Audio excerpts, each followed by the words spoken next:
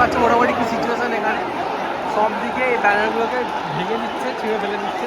এরকম ক্লিপস তো তোমরা সবাই সব জায়গাতে দেখে নিয়েছো অলরেডি, ইউটিউব সোশ্যাল মিডিয়াতে পুরো চারিদিকে ছেয়ে গেছে, নিউজ মিডিয়াও তাই দেখাচ্ছে। কিন্তু যেটা তোমরা জানো না যে ওই সিচুয়েশনে ওইখানে স্টেডিয়ামের ভেতরে কি হয়েছিল।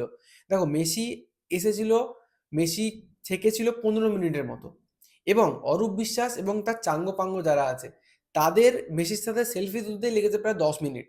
ঠিক আছে, অরূপ বিশ্বাস তো মেসিকে জামাই আদর করছিল, একদম কোলে তুলে দেওয়ার মতো একটা অবস্থায় ছিল, মেসির পিছু ছাড়েনি।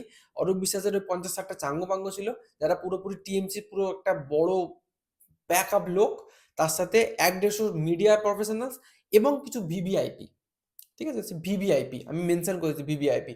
সব থেকে অযোগ্য মানুষ যদি ওই স্টেডিয়ামে কেউ ছিল ওইখানে থাকার জন্য, সব থেকে অযোগ্য তাহলে ভিভিআইপি গুলো ছিল, যারা জানে না যে কার্টেসি কাকে বলে, যারা জানে না যে মিলিয়ে মিশিয়ে কি করে থাকতে হয়। তারা এত জঘন্য কাজকর্ম করেছে মেসির সাথে সেলফি তুলবে বলে, মেসির সাথে ছবি তুলবে বলে, 15 মিনিট পুরো মেসি নষ্ট করেছে। অ্যান্ড শেষে সিকিউরিটি রিজনসের জন্য মেসিকে ওখান থেকে বের করতে হয়। মেসি ইভেন রেগে গিয়েছিল, রাগ করে বেরোয়।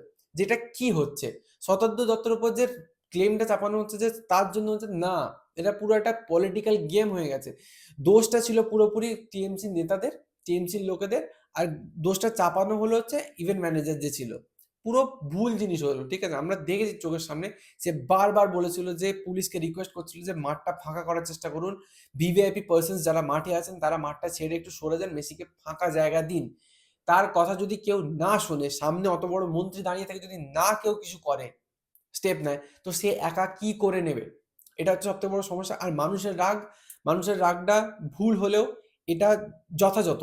কারণ 4,000 সামথিং 4,300 400 থেকে টিকিটের প্রাইসেস শুরু ছিল, এবং লিস্টেড অনুযায়ী 14,000 15,000 অ্যাপ্রক্স অব্দি টিকিটের প্রাইসেস ছিল। এরপর আরো অনেক লোক আরো অনেক দাম দিয়ে ভিআইপি টিকিট ফিকিট কেটেছিল। তো বেসিক্যালি এই এত যে মানুষের টাকা নষ্ট হলো, মানে সবাই গেছিল কেন?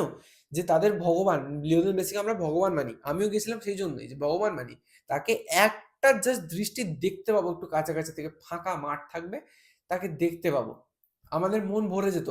আমাদের সামনাসামনি মেসি এসেছিল, যদি মাঠটা ফাঁকা থাকতো আমরা দেখে মন ভরে বাড়ি ফিরতাম। তাকে ফাঁকা ছাড়া হয়নি, নোংরামো করা হয়েছে। হ্যাঁ, আমি মানছি শতাব্দী দত্তের অনেক ভুল ছিল, যে সে ফেক প্রমিসেস অনেক কিছু করে ফেলেছিল। যেমন শাহরুখ খান আসার কথা, পেনাল্টি শুট আউট, এসব হয়নি। কিন্তু পুরো দোষটা যায় সরকারের উপরে, যেটা নিয়ে কেউ কোনো কথা বলছে না। পুরো ঘুরিয়ে দেওয়া হয়েছে ইভেন্ট ম্যানেজারের উপরে দোষটাকে। এটাই সত্যি।